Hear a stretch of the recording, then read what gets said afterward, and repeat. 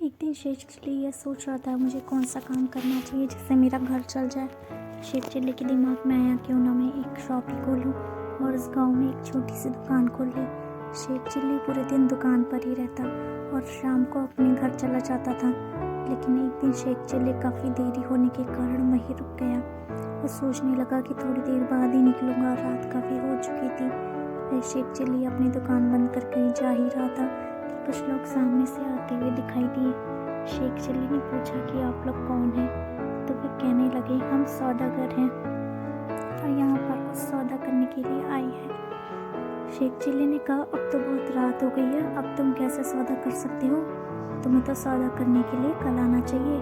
फिर आदमी कहता है हमारा सौदा तो रात में ही होता है, हम थोड़ी देर में बहुत सारा मुनाफा कमा लेते हैं। शेख चिल्ली की बिल्कुल भी समझ नहीं आ रहा था कि इतनी जल्दी है, कैसे मुनाफा कमा सकते हैं। मैं तो पूरे दिन शॉप पर बैठा हूँ और मुझे कुछ भी नहीं मिला। तब उसने कहा कि मुझे भी अपने काम में शामिल कर लो, अगर शामिल करते हो तो मेरा भी घर चल जाएगा। सौदागर ने पहले सोचा कि ठीक है, हम इसे रख लेते हैं, इसका भी काम बच जाएगा और एक आदमी का भला भी हो जाएगा। सौदागर नागर ने कहा ठीक है, चलो हमारे साथ, हम तुम्हें भी काम सिखाते हैं। सौदागर शेख चिल्ली को एक गाँव के घर में ले गए और कहा कि हमें यहाँ से कुछ ना कुछ चुराना है। जैसे हम चुराएंगे इस सामान को हम बेचकर मुनाफा कमाएंगे। शेख चिल्ली को बड़ा आसान लगा, यह तो बहुत ही अच्छा काम है, क्यों ना मैं भी कर लूँ। उसने कहा कि ठीक है, अंदर चलते हैं और जो सामान है उसे समेट के यहाँ से निकल जाते हैं। जैसे ही शेख चिल्ली और सौदागर उस गांव के घर में गए तो वहाँ पर एक आदमी सो रहा था।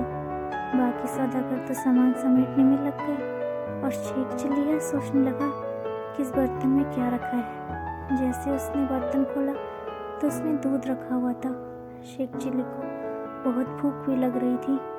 रात होने की वजह से उसने कुछ खाया भी नहीं था। उसने थोड़ा सा दूध अपने गिलास में किया। गिलास में दूध जाते ही गर्म लगने लगा क्योंकि दूध बहुत गर्म था। उधर वह आदमी सोया हुआ था। बड़े ध्यान से शेख चिल्ली देख रहा था कि कहीं जाग न जाए। शेख चिल्ली ने जैसे ही दूध पीने की कोशिश की और छींक आ गई। जैसे ही छींक आई तो वह आदमी उठ गया और जोर जोर से चिल्लाने लगा कि यहाँ पर चोर है, चोर है। गांव वाले भी आ गए और पूछने लगे कि चोर कहाँ है। फिर गांव वालों ने जब घर की तलाशी ली तो वहाँ पर सभी आदमी छुपे हुए मिले और शेख चिल्ली ने बताया कि यही चोर है, यही चोर है जो मुझे लेकर आए थे। फिर शेख चिल्ली तो बच गया, बाकी चोर पकड़े गए और उनकी बहुत ज़्यादा पिटाई हुई। शेख चिल्ली ने अपने कान पकड़ लिए कि मैं ऐसा बिल्कुल भी काम नहीं करूँगा जिसमें पिटाई होती है, और वह अपने घर चला गया। शेख चिल्ली की आदत ही अजीब है, वह किसी भी काम को करने के लिए तैयार हो जाता है, मगर वह इस बात को नहीं जानता है कि उस काम में उसे परेशानी का सामना भी करना पड़ सकता है, जैसा कि इस कहानी में हुआ था। दोस्तों, अगर आपको ये कहानी अच्छी लगी हो तो चैनल को लाइक और सब्सक्राइब कीजिएगा ताकि आपको इसी तरह की और स्टोरीज टाइम टू टाइम मिलती रहे। And thank you so much for watching. Thank you once again. Keep watching, keep subscribe, keep follow for more stories like this.